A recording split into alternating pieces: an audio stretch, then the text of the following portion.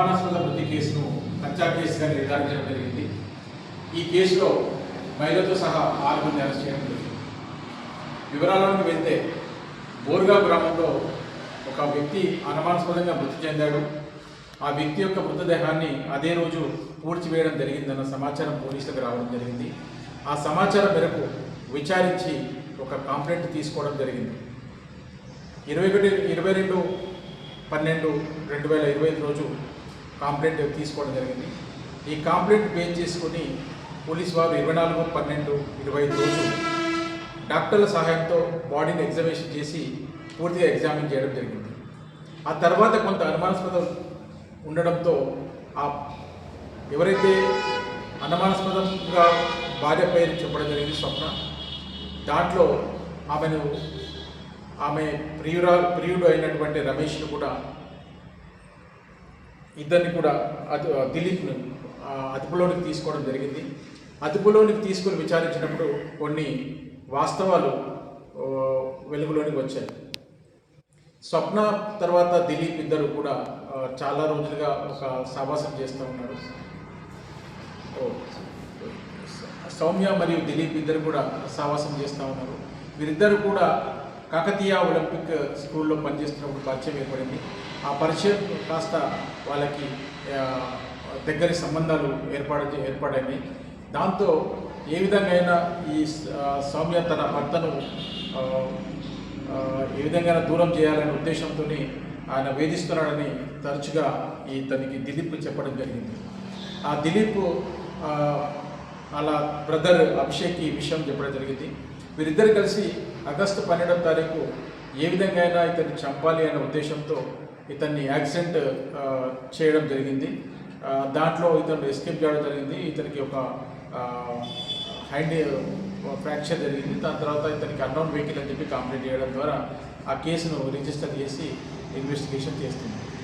ఆ క్రమంలో భాగంగా అది సక్సెస్ కాకపోవడంతో మళ్ళీ ఏ విధంగానే ఇతన్ని చంపాలి అనే ఉద్దేశంతో వీరు మళ్ళీ కూడా సౌమ్య ఒకసారి స్లీపింగ్ పిల్స్ అతనికి ఇవ్వడం జరిగింది.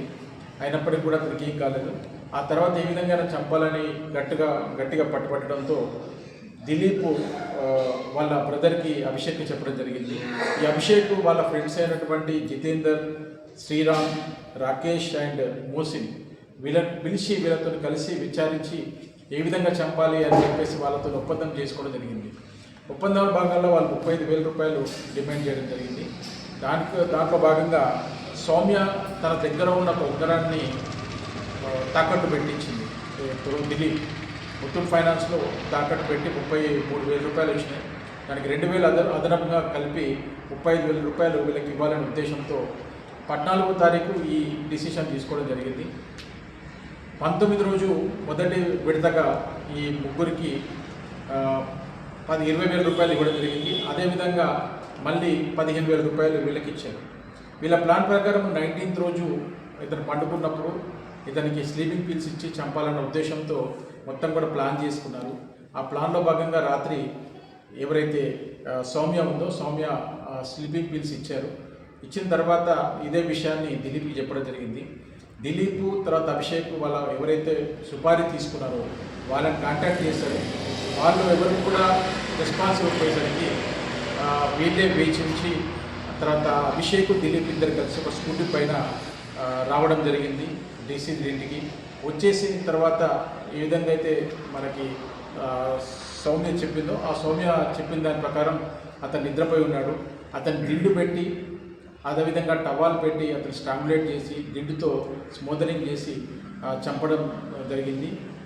చనిపోయినాడు అన్న తర్వాత నిర్ధారణ చేసుకున్న తర్వాత వాళ్ళిద్దరు కూడా కలిసి వెళ్ళిపోవడం జరిగింది. ఆ తర్వాత ఎవరైతే సౌమ్య ఉందో ఆ కుటుంబ సభ్యులందరూ కూడా ఇది మరణం అనేది హార్ట్ అటాక్ వల్ల జరిగింది, మార్నింగ్ హార్ట్ అటాక్ వచ్చిందన్నది ఒకటి క్రియేట్ చేసింది. ఆ క్రియేషన్లో అందరూ కూడా ఆమెను నమ్మారు. నమ్మిన తర్వాత అన్ని కూడా అంత్యక్రియలకు అన్ని ఏర్పాటు చేశారు.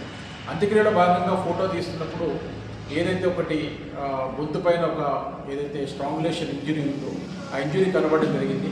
దాంతో వాళ్ళ బ్రదర్ ఎవరైతే మృతుడు బ్రదర్ ఇజ్రాయిల్లో ఉంటాడో అతను అనుమానాస్పదం ఏదో ఉంది అని పోలీసులకు సమాచారం ఇవ్వడం జరిగింది. ఆ అంత్యక్రియలు అయిన తర్వాత నెక్స్ట్ డే వాళ్ళు విచారించుకొని ఇది కేసును పోలీసులకు చెప్పడం జరిగింది. ఇలా తొందరపడి అంత్యక్రియలు చేశాము, ఇది అనుమానం ఉంది అనే దాని మీద మనకు ఈ పల్లెటి అనిత అని చెప్పి ఆమె కంప్లైంట్ ఇచ్చింది. ఆ కంప్లైంట్ పైన పోలీసులు కేసు దర్యాప్తు ప్రారంభించారు. దర్యాప్తు భాగంగా అన్ని రకాల కోణాల్లో విచారించిన తర్వాత, అన్ని ఎవిడెన్సెస్ కలెక్ట్ చేసిన తర్వాత వాళ్ళని విచారిస్తే వాళ్ళ కేసును ఇది మేము అనుమానాస్పదంగా చనిపోయినాడని క్రియేట్ చేసి తప్పించుకుందామని ప్లాన్ చేసుకున్నాం అని వాళ్ళు చెప్పడం జరిగింది. ఈ కేసులో మొదటి నుంచి కూడా SHO ఆకులూరు రాజశేఖర్, తర్వాత CI నార్త్ రూరల్ శ్రీనివాస్ గారు ఈ కేసు ఛేదనలో ముఖ్య పాత్ర పోషించారు.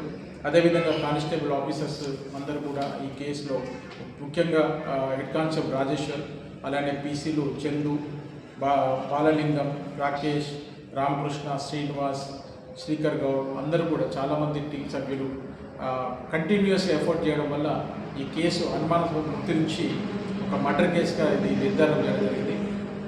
దీంట్లో మొత్తం 6గురిని అరెస్ట్ చేశాం. దీంట్లో టోటల్గా 35,000 రూపాయలు సీజ్ అయింది.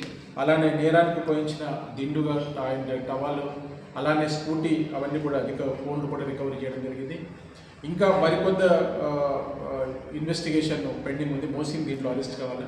మిగతాన్ని కూడా త్వరలో దర్యాప్తు కంప్లీట్ చేయడం జరుగుతుంది. వీళ్ళందరినీ ఇప్పుడు రిమాండ్కు తరలించడం జరిగింది.